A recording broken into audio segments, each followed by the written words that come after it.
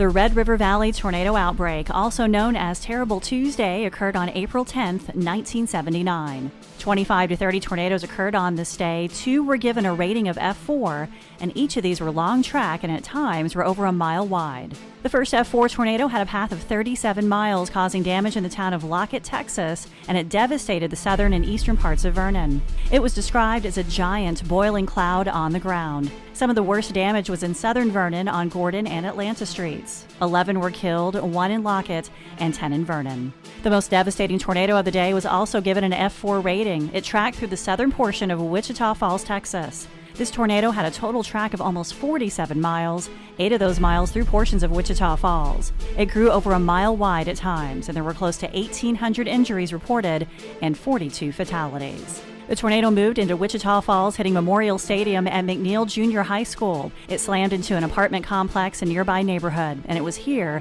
that the tornado's first fatalities were recorded. The massive tornado continued to the east-northeast, damaging commercial buildings along Southwest Parkway. The Southwest National Bank was destroyed, except for its vault. The National Weather Service, in partnership with FEMA and the Red Cross, produced a documentary in 1984 called Terrible Tuesday. It includes survivor stories and safety information. Here is Isla Benson, who rode out the tornado in the bank's vault with several employees. They had sounded the tornado sirens that afternoon, but we really didn't pay any attention to them till I made a call home to my son, and he said, "Mom, there is a bad storm coming, so please take cover." So 7 of us employees went into the vault, and we knelt on the floor, and we could hear this roaring sound. And then all of a sudden, we just felt like we was going to explode, and our ears needed popping. So we stayed there for a while till everything got quiet, and then we got up and we looked out, and we just couldn't believe what we saw, because there the cars that were in the parking lot were now in the bank's lobby, and there was no bank left. Further east of this area, homes in the Faith Village addition were destroyed, and Ben Milam Elementary School was severely damaged. The tornado moved across Kemp Boulevard, and several more fatalities occurred in this area as commercial businesses, including a restaurant, were destroyed. Many cars at the Sykes Center shopping mall were tossed on top of each other. Damage occurred on the south side of Midwestern State University, and on the east side of town, the Sun Valley housing area, the Sunnyside Heights Mobile Home Park, and many large commercial businesses were destroyed. The tornado moved away from town and entered Clay County. As many as 5 satellite vortices were seen in this area, and a large number of rural homes were destroyed in Clay County. There were no fatalities here. The tornado officially tracked over the Red River into Jefferson County, Oklahoma, and after causing significant damage to approximately 20 homes, it dissipated.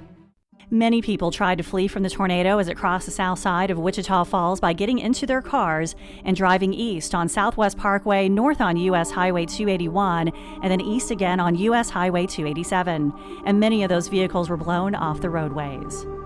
42 people were killed in Wichita Falls, of which 25 were vehicle-related, and 16 of the 25 got in their vehicles to move out of the tornado's path. 11 of the 16 homes that were left were not damaged by the tornado. An extremely devastating set of statistics for this event.